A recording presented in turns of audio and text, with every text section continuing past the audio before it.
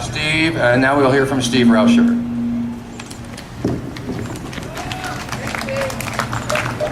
Thank you.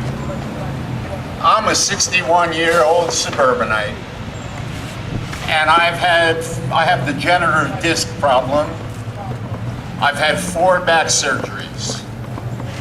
When I started using medical marijuana, Norco was cut by 60%.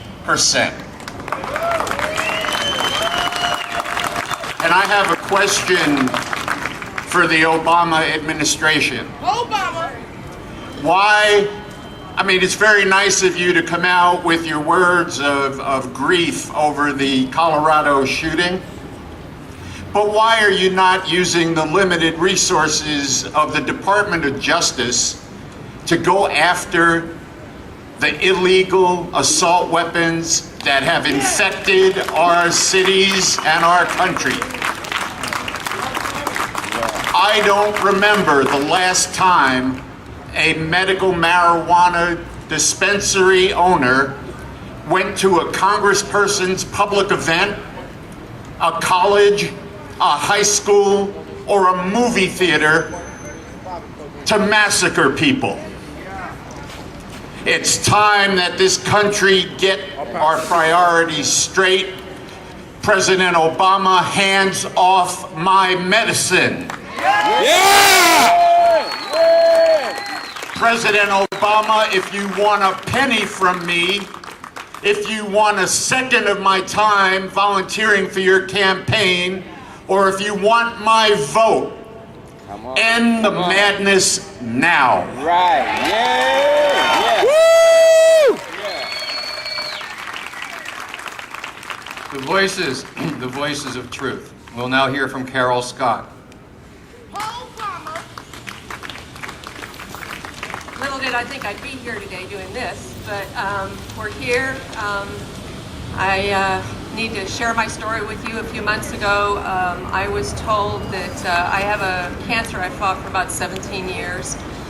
I've had numerous surgeries, got new tumors again. I have what they call a conglomerate tumor mass in the wrapped around the mesentery.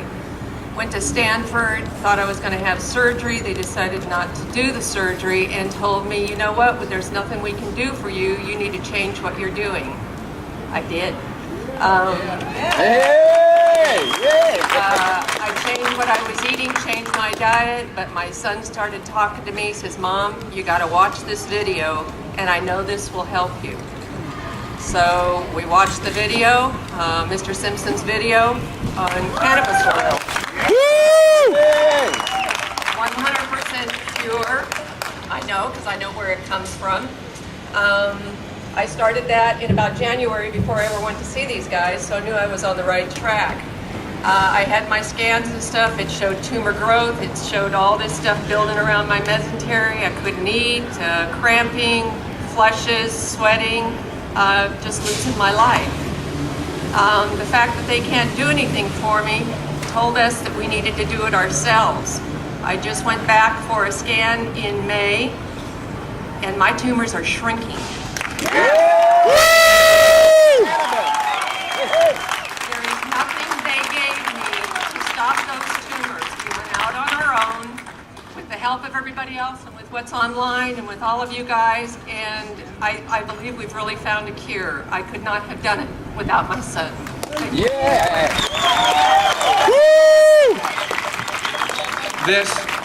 This is the truth. This is the truth. You know, I was raised in a family, probably like many of you were raised in a family, where I was taught that if I saw a person, if I saw a living creature that was suffering, that was in misery, and I could help that creature, then I had a moral obligation to do that. Were you all taught that? Yeah. Where did these people grow up? Who are we hearing from next, James? We're hearing from David Goldman next. Hey everybody, it's great to be here. I'm a 61-year-old retired teacher, and I am a medical cannabis patient. I do not look sick, but I have glaucoma. And I say to all those people out there that not every patient looks like they're at death's door, but still has a debilitating condition. If the federal government takes away my medical cannabis, I could go blind from my glaucoma. Thanks to medical cannabis, my intraocular pressure has gone from a dangerous level of 33 to 15 in the safe zone. Thank you, medical cannabis. Keep your promise. Let states regulate.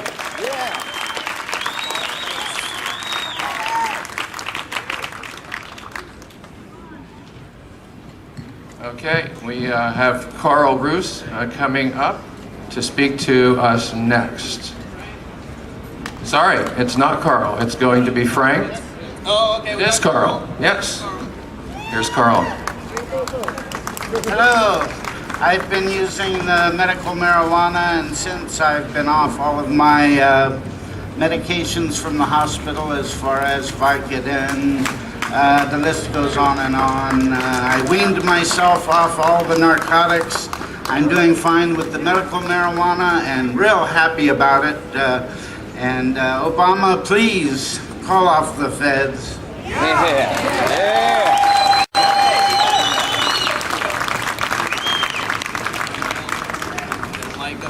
We are now going to hear from Joseph Bell. Let me get a mic to Joseph. Here we go. That's good. Good evening. My name is Joseph Bell. I'm 65 years old. I have throat cancer. Was diagnosed 2 weeks ago.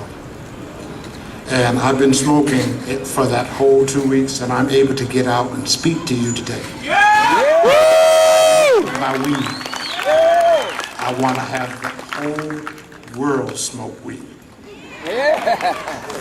Don't forget, we put Healing him of the in, nations. we can take him out. That's right. Remind you that Joseph Bell loves everyone. Stay blessed, stay powerful, and be blessed. Thank you.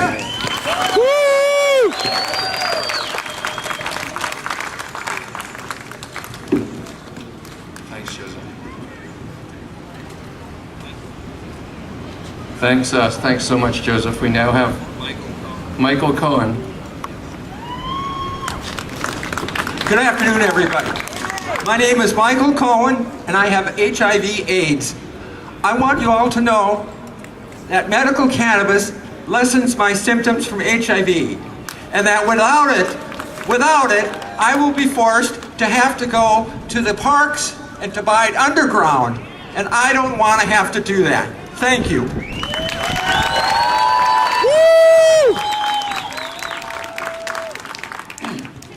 So, we are not even done yet hearing the patient's truth. But let's talk a little bit about what we are here to do today. And we all know that we're here to send the President a message. We're here to ask the President to keep the promise that he made to us 2000 on the campaign trail, not to use federal resources to circumvent the laws that the voters of our state passed. We're here to ask the President a very simple and reasonable request. We want him to make sure that the actions of the U.S. attorneys in California and around the country are consistent with administration policy as articulated by the United States Attorney General Eric Holder before the Congress just a few weeks ago, when he said that his department would restrict enforcement actions to individuals and organizations that were acting out of compliance with state law. Now we know that in the case of Harborside, no allegation has been made that we have been acting out of compliance with state law. In fact, Harborside is universally recognized as being a model of legal compliance and legitimacy. We want the President, Eric Holder, to freeze all of the enforcement actions currently underway against medical cannabis organizations Until the highest levels of the Department of Justice can review each and every one of those actions and make sure that they are consistent with the Attorney General's sworn testimony.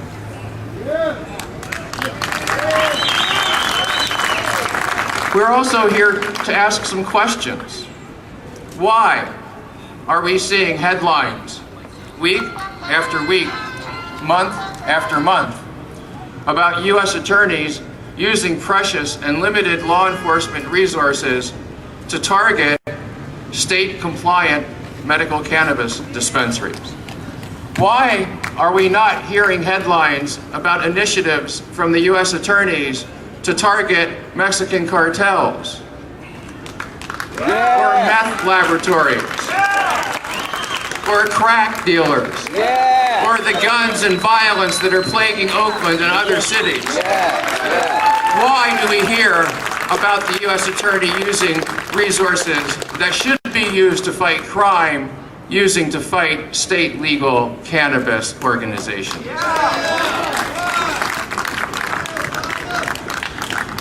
We want some answers. We're here today to send a message so loud that even President Obama will not be able to ignore it.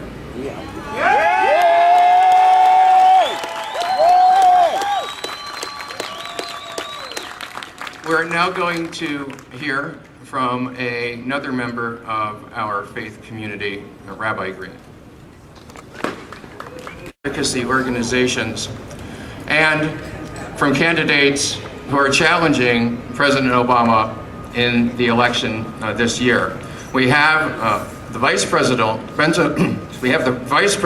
candidate for the Libertarian Party, Judge with us here. He is a long time, very dedicated supporter of cannabis and drug law reform, and he's here to talk to us a little bit about the Gary Johnson campaign and some of the options that it might present for us. Judge. Good afternoon. Good afternoon. Thank you. I am here to say to the Obama administration, to the state of California, to anyone who has responsibility, that yes, if you must, you can close down Harborside, you can close down Oaksterdam, and if you do, all kinds of things will happen. None of them are good. You're right. You can reduce the testing, you can reduce the quality control, you can reduce your taxes, you can reduce the medical benefits given to people, but what you cannot do is anything good from that. We're going to result in people still getting marijuana, only it'll be in illegal manners. So who knows what will happen. Let's let these, we are here on the steps of the City Hall of Oregon, Oakland, for heaven's sake. Let's let these people lay down the regulations, because Harborside has met them. They are law-abiding people. Everybody that has spoken to you is a law-abiding person. Federal government, leave them alone. But I bring you good news as well, because Governor Gary Johnson, the most qualified person to be President of the United States that I know of, understands these issues. And their only hope for salvation, for survival of any medical marijuana dispensary in the United States of America is to elect Governor Gary Johnson to presidency. Otherwise, it doesn't matter if it's President Obama or Governor Romney. It won't make any difference on that or so many other issues. Governor Gary Johnson will speak for you. He will do the right thing for the right reason. My name is Judge Jim Gray. I am his running mate, and I will guarantee you that we will do everything we can to bring justice to this entire situation and to keep the federal government out of this area and allow you to choose. Thank you.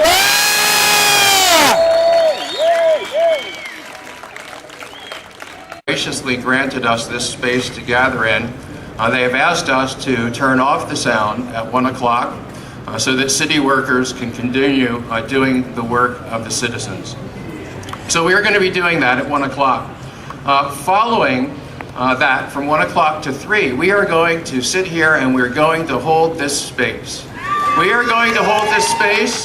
We are going to hold this space in the name of all of the patients who could not be here today on a work day in the middle of the day. We are here in the name of all the patients who could not be here today because they are too ill to rise from their sick beds. We are here today on behalf of all the patients who have accessibility issues that prevented them from getting here. We are here today in the name of all of the patients and their helpers and caregivers who have been incarcerated in the course of this struggle. And we are here today in the names of all those activists and all those patients who have passed on in the course of these years. We are here for every single medical cannabis patient everywhere in the world. May they all get the medicine that they need. As we roll into the non-live sound portion, we've got a bunch of activities to help us hold this space together, brothers and sisters. At 3 o'clock, we will start our march towards the Fox Theater. James Anthony is going to give us a little information on that route in just a moment. We will also, between 1 and 3, as we hold the space, we'll have some water here, we'll have some food to keep folks well nourished.